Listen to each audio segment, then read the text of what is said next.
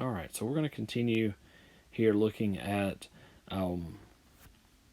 writing equations, and we're going to be using the slope-intercept form in these. And we've talked about the slope-intercept form a good bit. We've said that the m is always our slope, and we know that from the previous sections that we've looked at. The number we have not talked about is this b number. So this form is called slope-intercept because, again, not somebody thought, oh, man, that'd be a cool name for it, but because it literally tells us the slope and the y-intercept. Y-intercept being the key thing here.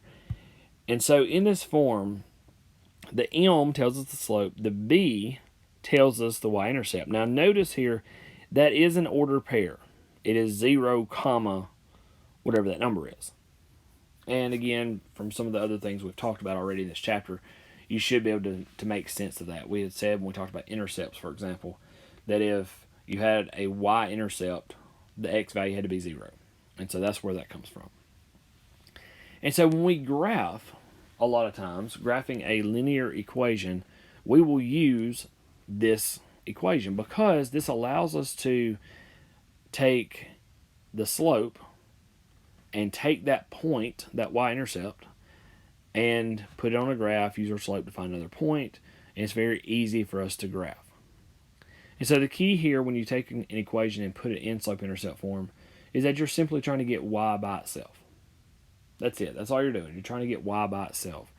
And so when we look at this next equation, or next problem, we're asked to find the slope and the y-intercept of the line of the equation. So not writing any equation. The equation's already given. We just want to take it and write it in slope-intercept form.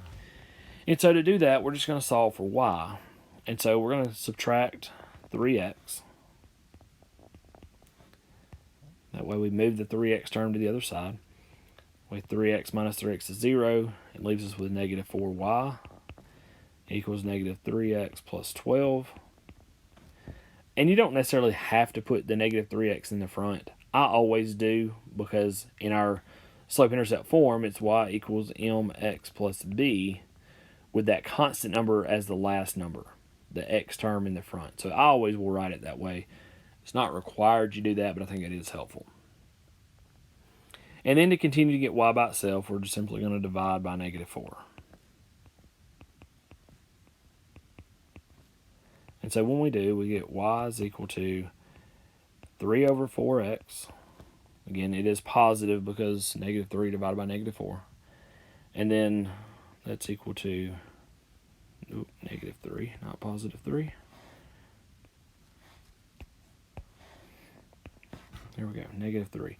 And so the question is find the slope and the y-intercept. Well, the slope in this case is 3/4. And the y-intercept is 0, negative 3. Again, we do want to write that as an order pair. If we just say negative 3, that's technically not correct. So we understand what it means maybe, but we want to write that order pair. If you have any questions about that, make sure you let me know. Hopefully that's something I think most everybody can do without a lot of issues. So what I'd like you to do is pause the video, try to work this one, find the slope and the y-intercept, and I'll give you about 3 seconds to pause the video. Okay, so hopefully you worked this one by yourself, and you were able to find the slope and the y-intercept. Again, we're just solving for y. We're just trying to get y by itself. And so to do that, we're going to subtract 4x.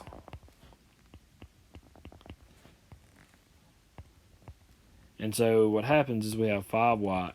And I don't probably have to say this, but I'm going to say it anyway. The negative 10 and the negative 4x cannot go together. Excuse me. I will see people sometimes that will try to put the negative 10 and the negative 4x together and say it's negative 14x. That absolutely cannot happen because they're not like terms. The only way those terms go together is if they're like terms. And so in this case, they're not. And so we're going to keep them separated. So we have negative 4x minus 10. And then we're going to divide everything by 5. And when I divide by 5, I'm dividing everything separately. Because if those fractions can be simplified, we want to try to simplify them. If they can't, we just leave it. But in this case, one can and one can't. And so it helps to have it separated. So when we divide by 5, we're going to get y is equal to a negative 4 over 5x. So that fraction couldn't be simplified. Minus 2. Because that negative 10 divided by 5 can be. And so again, the question is, what's the slope, what's the y-intercept? Well, in this case, the slope is negative 4 over 5. The y-intercept is 0, negative 2. Again, it's an ordered pair. We want to make sure we write it as an ordered pair. Again, very easy way to find slope and y-intercept. And then once you find those two things, it is easy to then take that and go graph that by using the point and the slope. So if our equation is in standard form, there is an easy way to find the slope if we just need the slope. And there's an easy way to find the y-intercept even from this equation without having to solve for y. So that's what this note talks about. If we want to find the slope and our equation is in standard form, the way we're going to find that is to take negative a divided by b. So for example, in the previous problem, if you were to take this 4x plus 5y equals negative 10, the slope is a negative a, so this number, make it negative, divided by this number, which is 5. And you'll notice that is the same slope that we did get. Excuse me. The way that we solve for y with what happens, where you subtract the 4x and then you divide by the 5, that's going to work every single time if our equation is in standard form. And so instead of having to solve for y, we could just use that little shortcut here and take negative a divided by b. Now, we also can find the y-intercept. Again, it's an ordered pair at 0, comma something. Well, that y value is always found by this c divided by b every single time. So again, if you look at the previous problem, if you were to take this negative 10